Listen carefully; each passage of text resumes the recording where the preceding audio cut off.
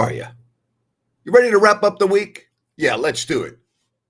Get you ready for the weekend. And then next weekend, Thursday night, finally some football. Yeah, I know it's the Hall of Fame game, but it is better than nothing, right? So we saw this week wrap up, with some injuries on the NFL gridiron that I'll talk about. And then it began with the Kings concluding Summer League in Vegas. A lot of good information right here on Tuesday when Rhino had Jerry Reynolds on, and they talked about the rooks and some of the free agents and the rest of the NBA as things now simmer down for a while. Obviously, the Jonathan Kuminga rumors are still going on because he is yet to reach a deal with the Golden State Warriors. So we'll keep an eye on that. Glad to have you with us here on If You Don't Like That. You can give me a shout. We'll put you right on. Injury news, Darnell Mooney, one of the top wide receivers of the Atlanta Falcons, is going to be out a couple of weeks with a shoulder injury. Then you've got Justin Fields. He was back on the practice field today and actually wanted to go. He was in full gear, but the Jets held him out after dislocating a toe a day ago, but that's good news for the Jets. Not good news for the Vikings. Justin Jefferson with a hamstring strain. An MRI revealed a mild strain. He's going to miss some time, but Kevin O'Connell did not seem worried about it at all. I'd be worried about it. If my wide receiver has a hamstring strain, I know it's July, but that would concern me as somebody that makes a living on their legs. That would concern me. Not a lot, but somewhat. I mean, they made it seem like not a big deal. We're not worried about it. Non-issue, blah, blah, blah. When I see stories like this, I raise my eyebrows. And it has to do with professional athletes cheating and breaking the rules to gain a little bit of bounty, a little bit of money, relatively speaking. Around 100 NFL players and coaches, face penalty because they resold their Super Bowl ticks above face value, which is a big no-no, all right? So we're talking about half the teams, according to this report, that face fines and possible suspensions because they sold their Super Bowl tickets above face value. Now, let me read the agreement between the NFL Players Association and the league, all right? If you are caught, you'll be fined 1.5 times the face value of the ticket. You'll also lose your allotted tickets for the next 2 Super Bowls. If you happen to be playing in the Super Bowl or coaching in the Super Bowl the next 2 years, you will have the option to purchase tickets, but you will not be receiving complimentary tickets. Amazing. We're talking about around 100 NFL personnel. Isn't that incredible with the kind of money that we're talking about? If you cheat, you're going to get caught. If you try to break the rules, you're going to get caught in the NFL. Thoughts on the World Cup being played in the U.S. next year? I think it's great visibility. I don't like how spread out it is.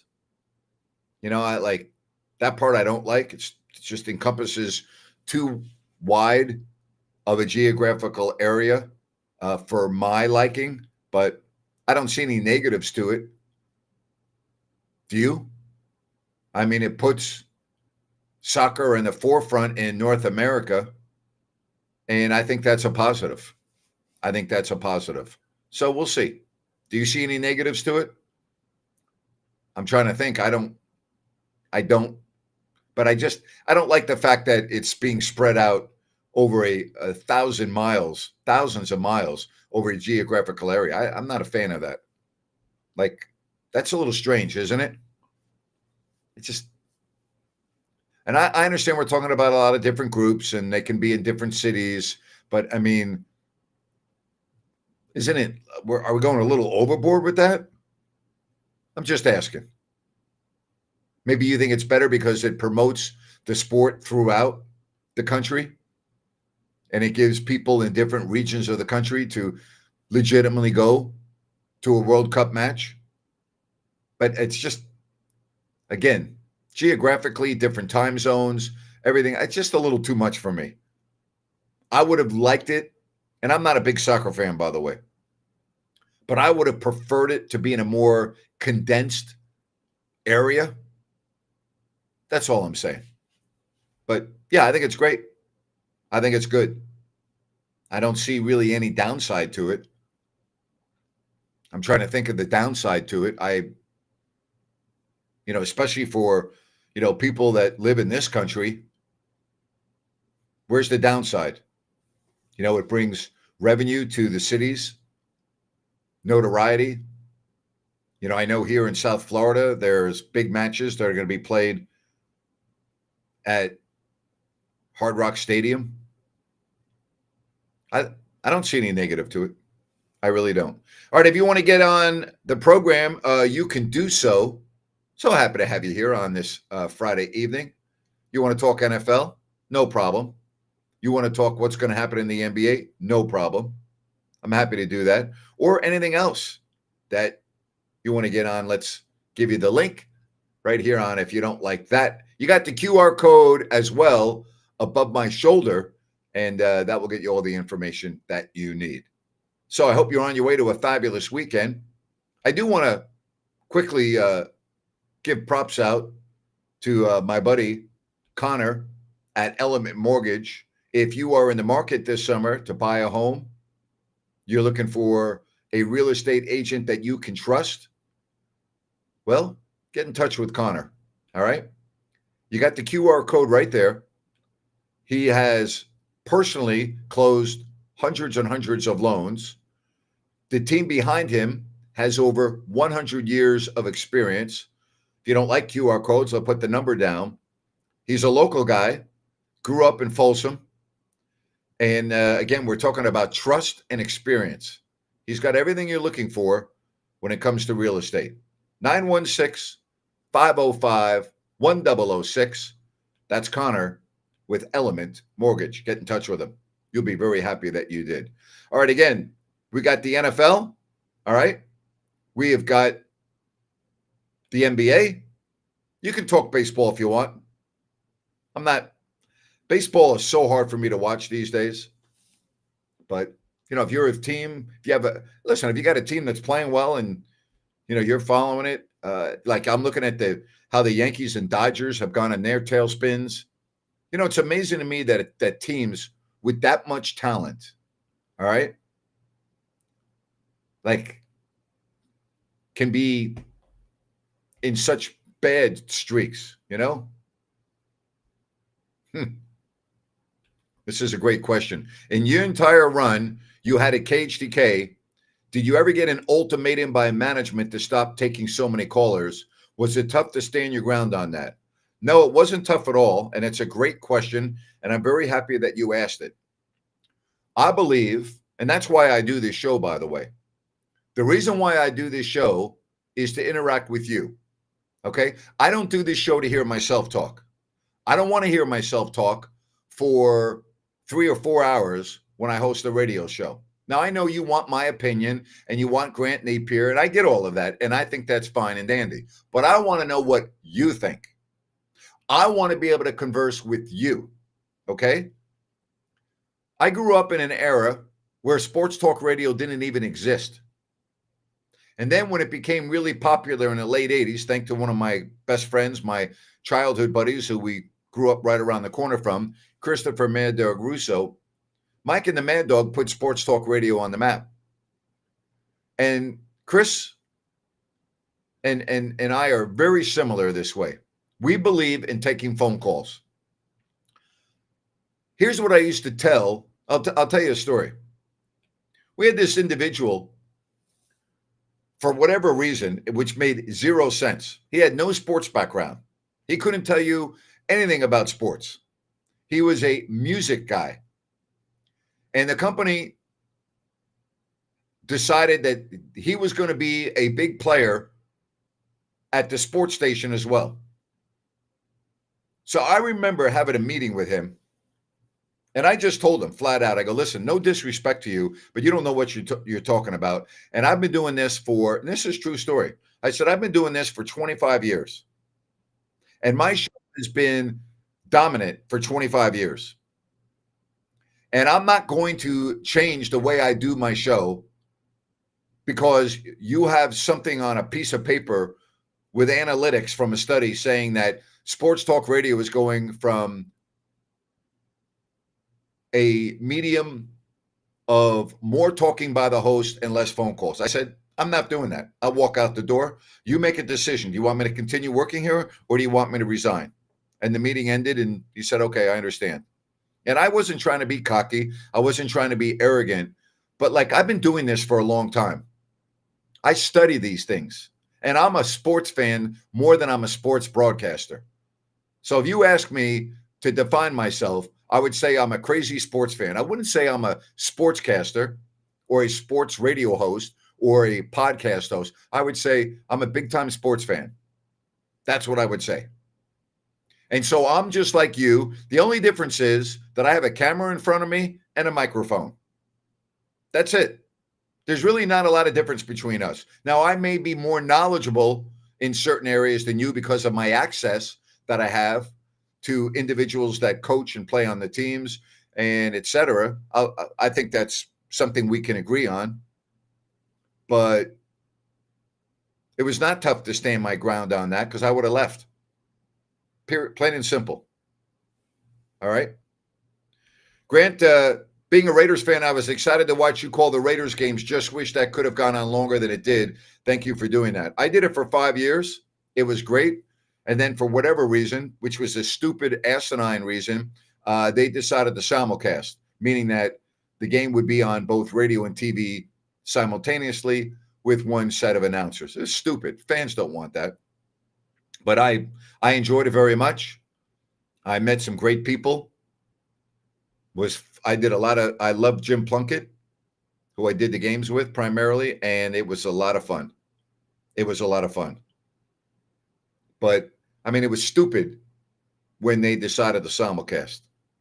Stupid. It just made zero sense. But it was a lot of fun. A lot of fun. And I met some, as I said, some phenomenal people. Did I enjoy calling NFL games? Yeah, it was great.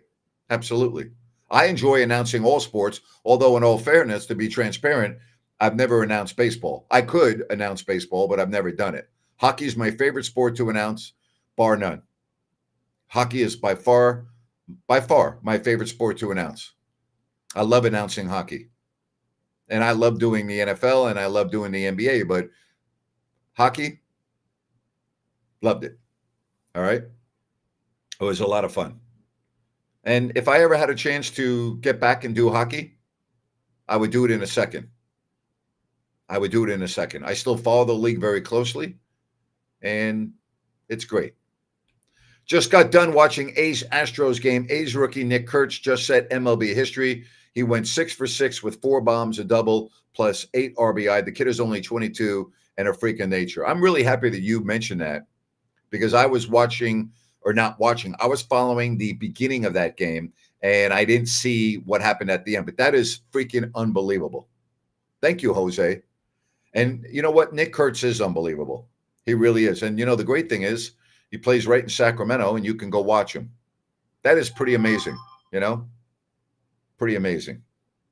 Matter of fact, the first rookie, all right? The first rookie, and I'm looking at the stats here.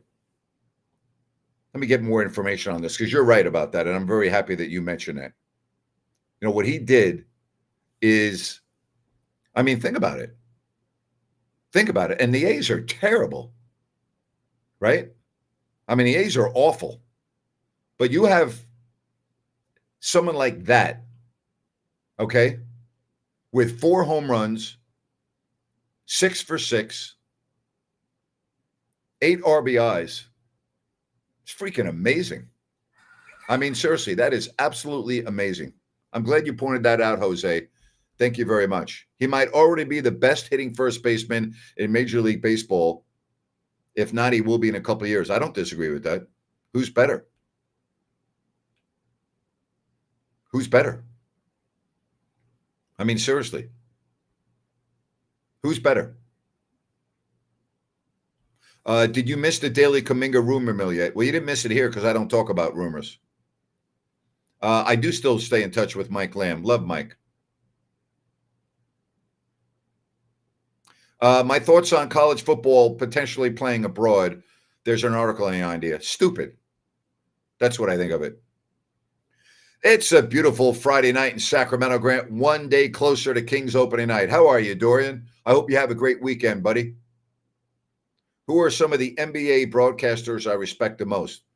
I'll tell you, to answer that question, I respect all of them that I've met greatly because I know the work that they put into it.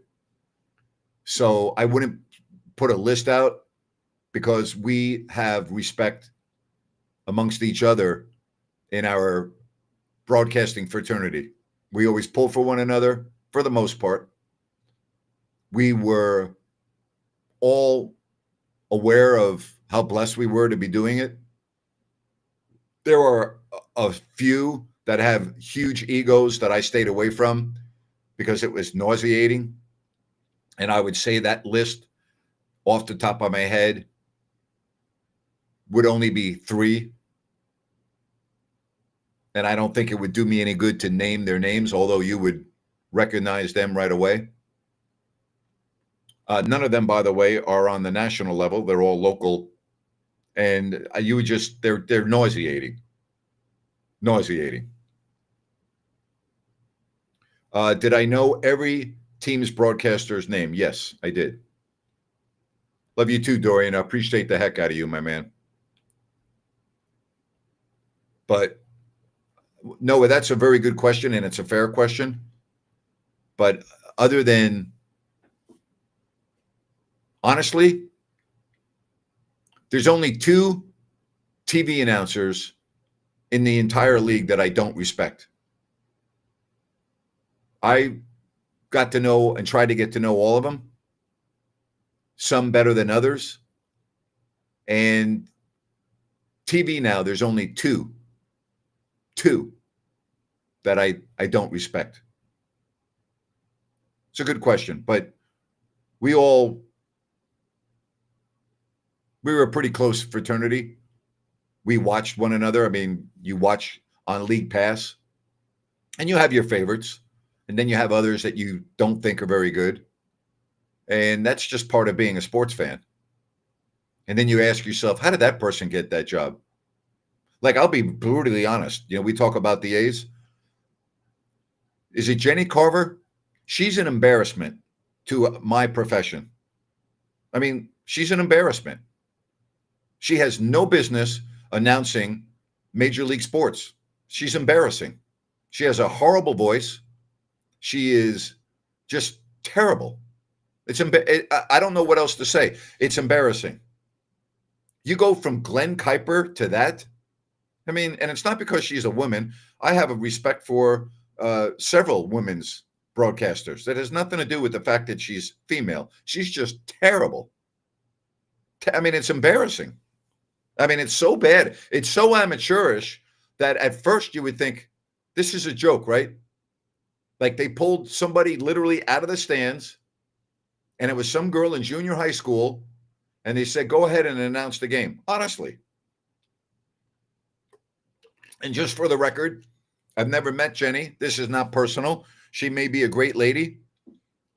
I have nothing bad to say about her as a human because I don't know her.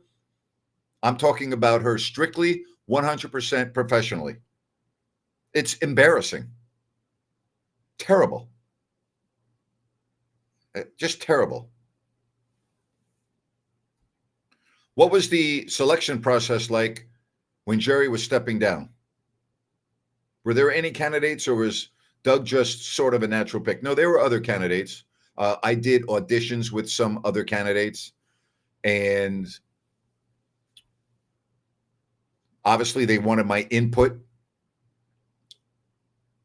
So we tried a couple of other people, if you remember, and they settled on Doug. And listen, I've been very open about this, and Doug used to be very open about this. I don't know if he would anymore. He might refuse to answer the questions. But I mentored Doug, and I think I helped Doug, not made Doug, helped him become a good analyst on television. I spent a lot of time with him, going over the do's and don'ts of being an analyst. And he was a quick learner, man. He was a quick learner. That's something I would say. But we spent tons of time on that. Hey, if you need plumbing repairs, issues, New Works Plumbing, they've got a fix for you. They're available around the clock, 24/7. 916-713-1010. Their website, or newworksplumbing.com, NEWWRXplumbing.com. New Works Plumbing, they've got a fix for you. Already looking forward to next week. We're going to have some potentially huge news next week. Huge, with a capital H for this channel. Huge. It's a little tease. All right. I'm not going to answer any more onto what I'm talking about, but next week, I believe we're going to have some huge news about the channel. Huge. I'm very excited. Like, very excited. It's a great question. Do I think that commentating is one of those skills that you have to be naturally born with or can be taught to the right person? I feel like it's one of the things that not many people can do. Great question. I believe that you're born with a certain ability to see something and describe it as it's happening in real time that a lot of people just can't do. Like, I mean this, and I'm not exaggerating. I could announce two dogs running down the street and be descriptive. I could announce a traffic pattern sitting on a high rise in Manhattan, okay, and describe everything that's going on to a point where you would think you were in Manhattan. I don't think a lot of people can do that. Now, can you be taught? Yes, you can be taught, but you can also be taught to play basketball, but that doesn't mean you're going to be in the big leagues. Right? I can teach you how to throw a baseball, but that doesn't mean that you're going to be a major league pitcher. So I think there is some God-given talent and the ability to do that, just like there is for other endeavors. Like, some people are really good at this and that, and it's just what makes life the way it is. Plain and simple. All right, let's get to Dirk right here on If You Don't Like That. Hey, Dirk, how are you? Good, Grant. Keep wanting to let this NBA season die, but it's just more news in the media about the Kings. So, real quick, I did have a follow-up question about that topic you were just discussing. You talk about kind of like the natural abilities you had as an announcer or a commentator on a game. What's a skill that you had to develop in that role once you started the job? You have to learn more nuances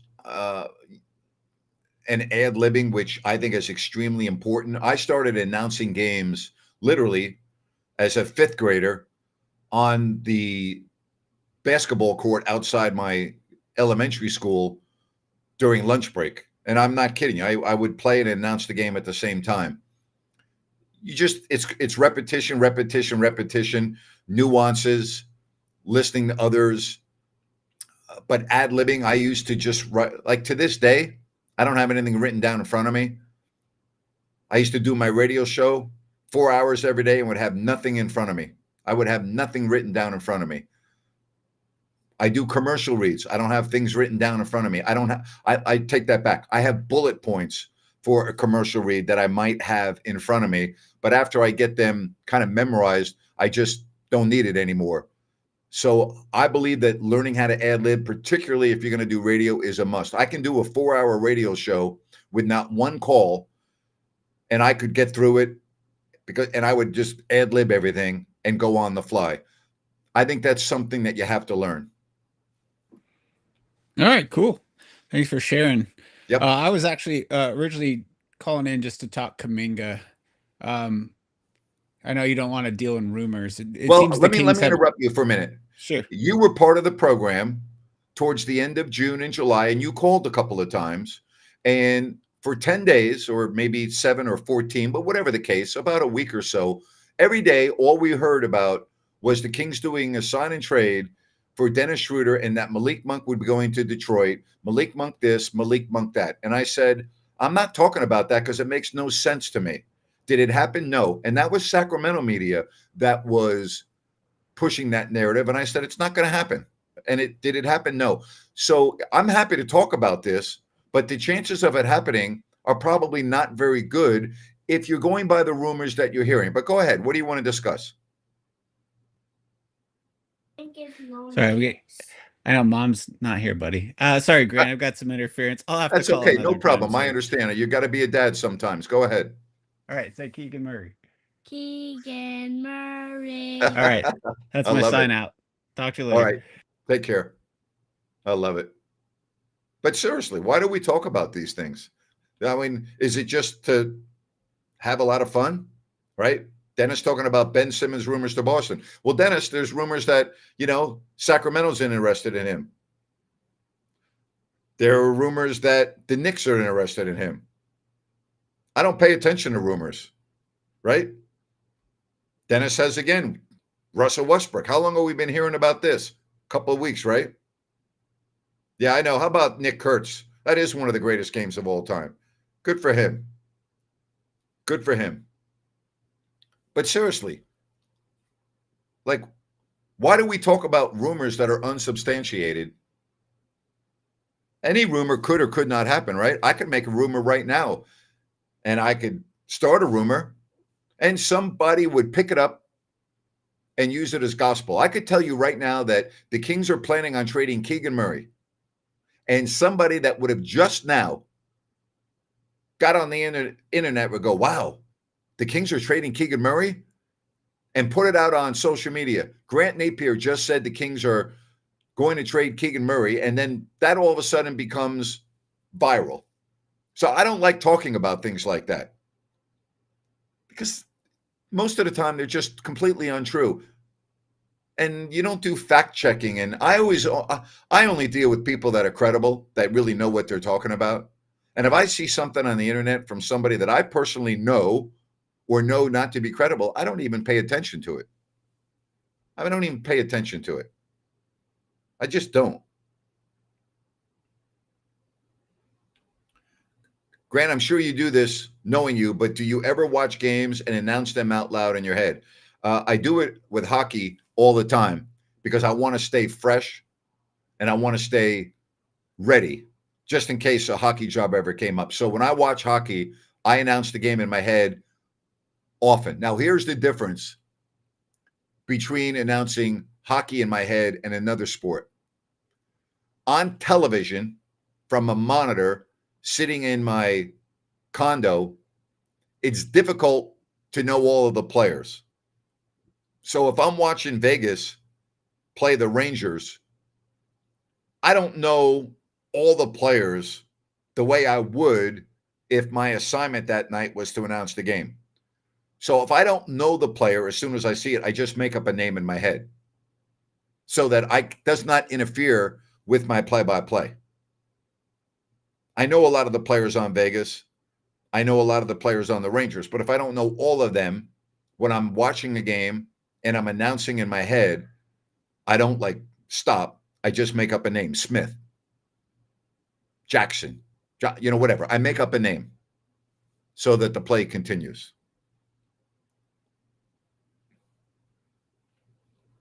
Sam says, I think Kings fans are just starving for a glimmer of hope. Kuminga is just a very young 22-year-old that can maybe make that jump. Fans want something like that. I think so. It's constantly news. I understand, Sam. I'm not saying that you shouldn't talk about it. All I'm saying is, how long have we been hearing this? We're almost at the end of July, and we've been hearing this since the end of June, have we not? Right? So where do you want to go with this? He wasn't great for the Warriors.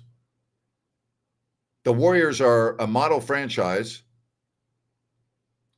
Are they really looking to move him? Well, if he's really that young, which he is, and his upside, and the Warriors are very close to losing Steph Curry and their nucleus, Aren't they looking for a young and upcoming guy to carry the torch or at least be part of the foundation moving forward? Why would they want to get rid of Jonathan Kuminga? Ask yourself that question. Why would they want to give up on a young 22-year-old, and yet the people in Sacramento are licking their chops to get him? Why is that? If the Kings had a very young, talented 22-year-old, which they probably do, would they be trying to push him on to another team? Hello? I mean, ask yourself those questions. That's what I say.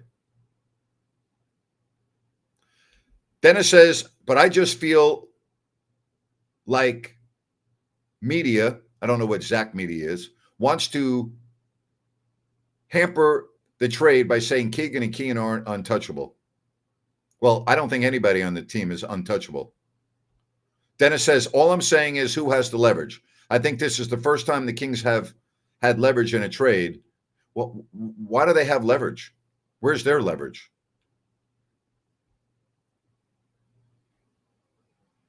Kings media members say same offer on the table for Kuminga, Keon not involved. They also said that Malik Monk was going to be used in a sign and trade with Detroit. Did that happen? That was Kings media.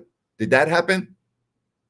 No. Did I tell you it was going to happen? No, I told you it wasn't going to happen. Listen to this, Kings media, all right? Deal with common sense. Sam, I'm fine with you reaching out to me, buddy. Says, yeah, I agree. It's not worth talking about over and over again. I just wanted to give the reason of why people are constantly bringing it up. Sam, I understand why people are bringing it up. I get it. All right. I understand. I get it. I also understand that Kuminga has been reluctant to re-sign with the Warriors, but that doesn't mean he won't re-sign with the Warriors. Okay? That doesn't mean he won't re-sign with the Warriors. It just means that right now he hasn't accepted the offer made to him by the Warriors. And if the Kings get Kuminga, it's not a slam dunk. It's not like all of a sudden, oh, wow. Well, he had a lot of issues with Golden State. Now, he's talented, but he also has a lot of issues. There's a reason why there's a discord between the Warriors and Kuminga. Keep that in mind. Kings media sucks, Grant. Some do. I wouldn't say as a blanket statement, Dennis. I don't know if that's fair. I think some do. I think some are all about, oh, look at me. I need to be relevant, so I need to put out this information to become more relevant. I don't look at that. I look at accuracy as being relevant. I can put out all kinds of stuff that's not factual or not true, and I can get a lot of clicks, but what does that do for my credibility? I mean, I try to be right a lot more than I'm wrong when it comes to Kings personnel. And I've been, without bragging, pretty good. When all the media was praising the Kings, giving Mike Brown a new contract last summer, I said it was stupid. Everyone's saying, oh, it's a good move. Oh, it's really good. Oh, you know what? You need some security. You need some stability. I'm like, no, you don't. No, you don't. Stupid. Right? When the Kings ended the season with an embarrassing loss at home, and that night, Monty McNair resigned, and that night, Shams Charania mentioned Scott Perry. I said, I'm telling you right now, Doug Christie will be kept as head coach, and Scott Perry will have to accept that. I said it the night the season ended. I said it the next day. Scott Perry then had his press conference a week later and said that his phone was ringing off the hook, blah, blah, blah. And I said, that's a bunch of crap. Doug's already been named the head coach. Scott Perry had to accept the job knowing full well that his head coach was going to be Doug Christie per orders by Vivek Ranadive. Again, I don't like to brag, but when it comes to the Kings, I know what I'm talking about. I hope that you understand that. Says Deuce and Morgan throw shade at you and all about themselves. If they throw shade at me, it's because of one thing. They're jealous of me. They're jealous of how many people watch me. They're jealous of being right most of the time, and they'll never become me. Let's just call it the way it is. So I understand it. If I were Deuce and Morgan, I might be trying to throw dirt at me too. But I mean, come on, really? Are we even having this conversation? Deuce and Morgan compared to me? I mean, stop it already. Sam says, speaking of media, Grant, you saw firsthand the transformation of sports journalism in your 30 years of commentating. What was that like as the world moved from newspapers to online sports blogs? How much time do you have? It's changed greatly. By the way, does Deuce talk to you about how he always reached out to me for advice? Did he mention that on his show? And that when he wanted to become the announcer for the Stockton Kings, that he reached out to me to put in a good word for him and help? Did he mention that? Or was that not on his program? I'm just curious. I'm asking. What head coaches should the Kings have looked at before committing to Doug Christie? It wouldn't have mattered because Vivek Ranadive had already made up his mind that Doug was going to be the head coach. So why waste people's time? You know? Why waste time? I don't like wasting time. Like if I know something's not going to happen, I don't like talking about it. Right? So that's my take on it. What's my take on Perry so far? Is it too early to say? Well, it looks like he hit on 2 draft picks. Other than that, it's too early to say. But based on Summer League, looks like he's got 2 guys that can play. Noah says, I'm not a Kings fan, but I enjoy watching your show. I always enjoyed listening to you on League Pass. Love that you're honest. No sugarcoating BS, all honesty, and tell it like it is. Thank you, buddy. It's the only way I know. PK, what's going on, buddy? How are you? Seriously. How are you, buddy? Hope you have a good weekend. I'm not going to get into it with Deuce and Mo. If they're saying bad things about me, shame on them for everything I did for them. I was always in the corner, always had their back, always helped them. Always. Never said a bad word about either one of them. Never. So if they're throwing shade on me, that's on them. And it's because they're trying to promote their work and what they do. And they're probably jealous of me. Whatever.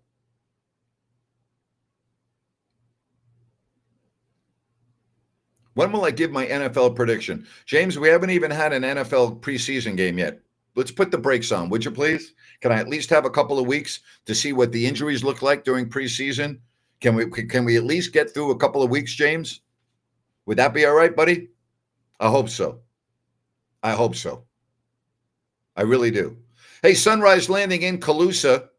Go to CalusaSunrise.com. You'll get all the information on this residential community in Calusa. No Mellorews, no homeowners, adjacent to the Calusa Golf and Country Club, a Blazona development project in Calusa and Sunrise Landing, I-5, Highway 45, Highway 20. We'll all get you there.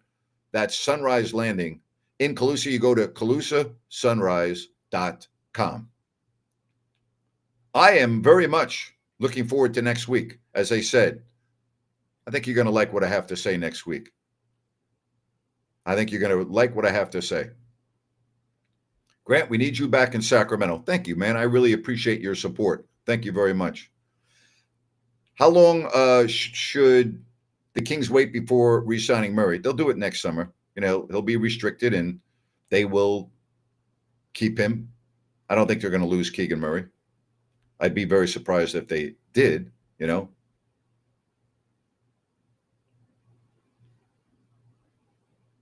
Well, good. You know what? I'm happy to hear that. I have nothing against Deuce. I have nothing against Mo, but, you know, if they're saying bad things about me, then shame on them because I've done nothing but help them. So thank you, Jose. I appreciate that.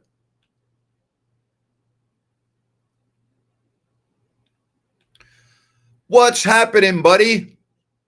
Crazy how many fake people were discovered the last few years for you, Grant. Proud that you know your worth because everyone that follows you knows your worth. You're the best, Grant. Hope all is well.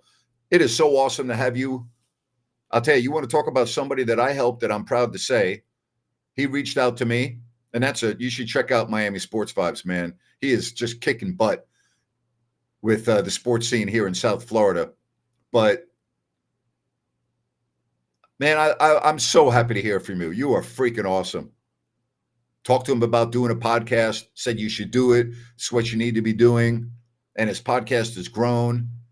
And I love following him. That's great, man. So awesome. So awesome. Do I think that Murray is a key re-signing? I think he is, yes. If I'm looking at the future of the team, yes. Grant, we need you back in Sacramento. Thank you, buddy. Appreciate it. Thank you. Are there two Sams on the channel? Love it. Seriously, though, check out Miami Sports Vibes. It is freaking really good. All right? Really good. Good stuff. I'll tell you, I don't know what's going on with the Dolphins. You know, you had Tua talking about how Tyreek's got to basically win the locker room back over because of his comments after the last game when he said, I'm out of here. And, you know, Tyreek's a different cat. He's trying to really work on that in this offseason. Problem with the Dolphins is they play in the same division as the Bills. And I think the Patriots are going to be better this year. I think the Jets are going to be better. It's a tough division. Tough division. Tough division. And listen, if Tua goes down, then what, right?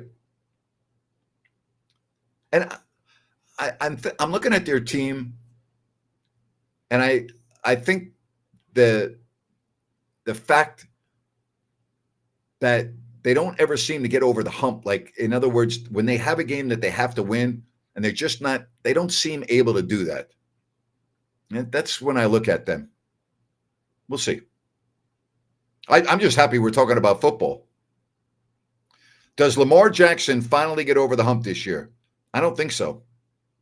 I don't think so. Falcons will cook. Ranked 27. Not a good day for them as they lose one of their top receivers for a couple of weeks, and Mooney. Darnell Mooney is out with a shoulder for a couple of weeks. All wide receivers are head cases. Yeah, they a lot of them are, you know, a lot of them are. Said, I never understood why people live in Sacramento. As someone who grew up there, it's a decent place with good people, but why would you pay California taxes and choose to live in Sacramento? There's a lot of truth to that. People always ask me, what do I miss the most about Sacramento? I miss the people. I have so many great friends, and I love going out to the store or restaurants or wherever and talking to people. Like, I love that. The Sacramento sports fan to me is just so freaking awesome. Like, I miss that. That's why I do this show. I want to have the connection. I don't want to lose the connection. And like when Rhino joins me and we do all of the Kings programming, which we're going to do, all right, next year, this is going to be the place for you to watch all the post-game shows, right?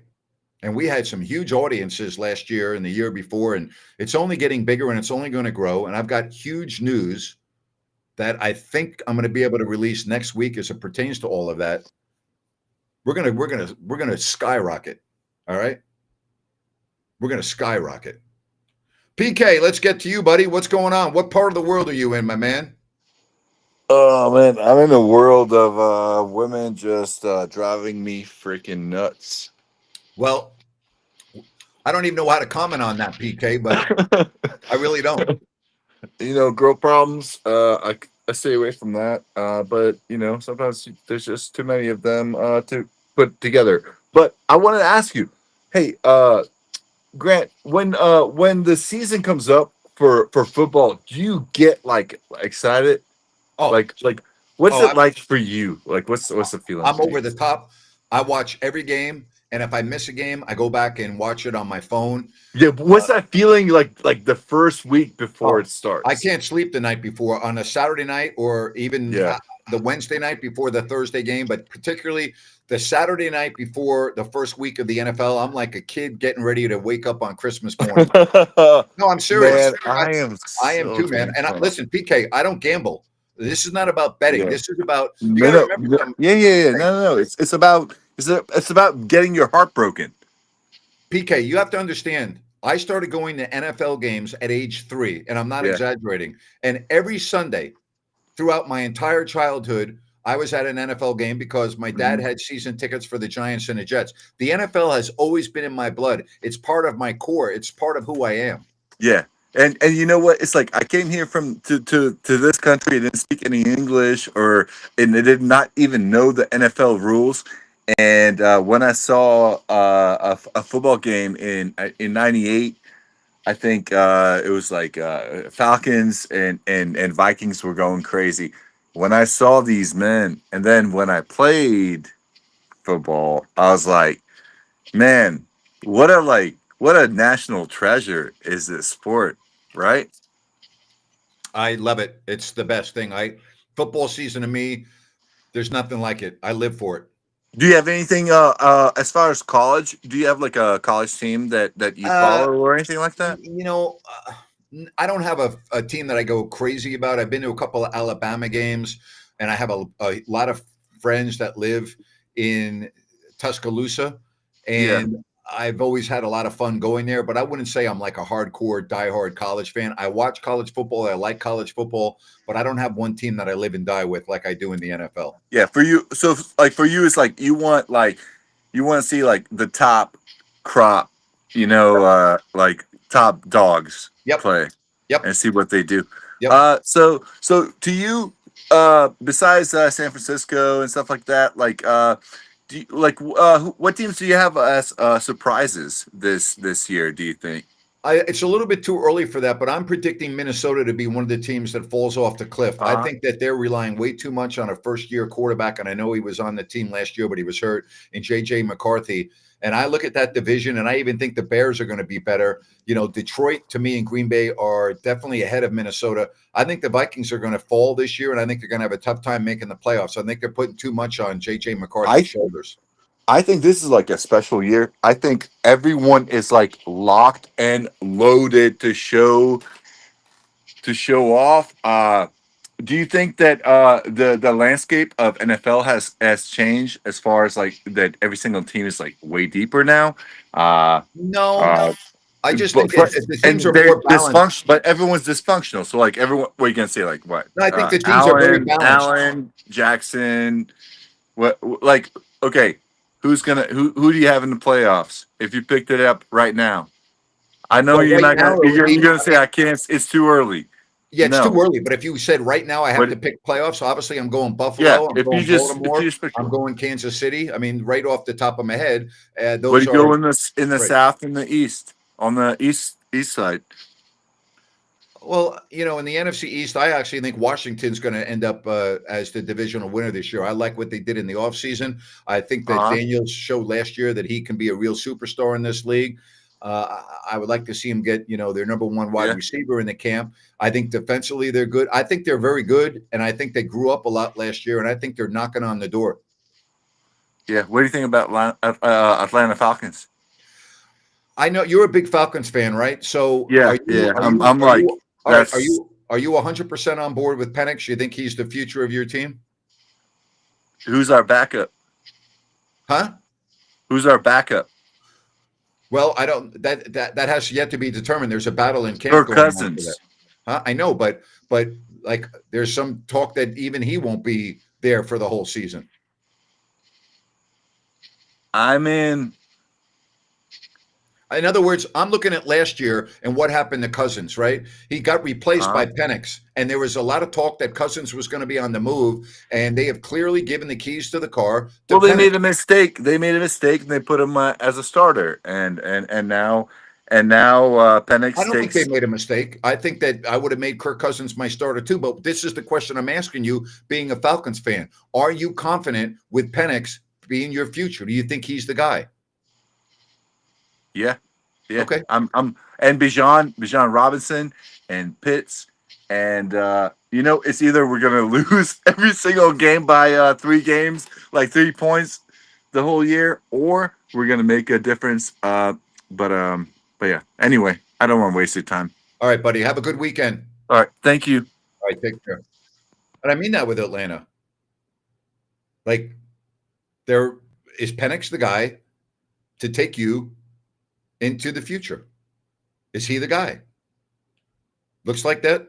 They took him with a high pick when they had Kirk Cousins to a huge deal. I mean, they didn't take him to sit on the bench for a number of years. And he's already there. And I just wonder if it's a little premature or not. Hey, don't forget about Bennett's and their outstanding weekend brunch. Get down there tomorrow or Sunday. Go to Bennett'sRestaurants.com to make a reservation, whether it is Sacramento, Roseville, or the West Side Grill in Rockland. Prime seafood and steaks at Bennett's. Again, Bennett'sRestaurants.com. And don't forget about their Taste of Summer. 2 courses, a great starter, and a choice of 4 entrees for $30, or at a special dessert for $5 more.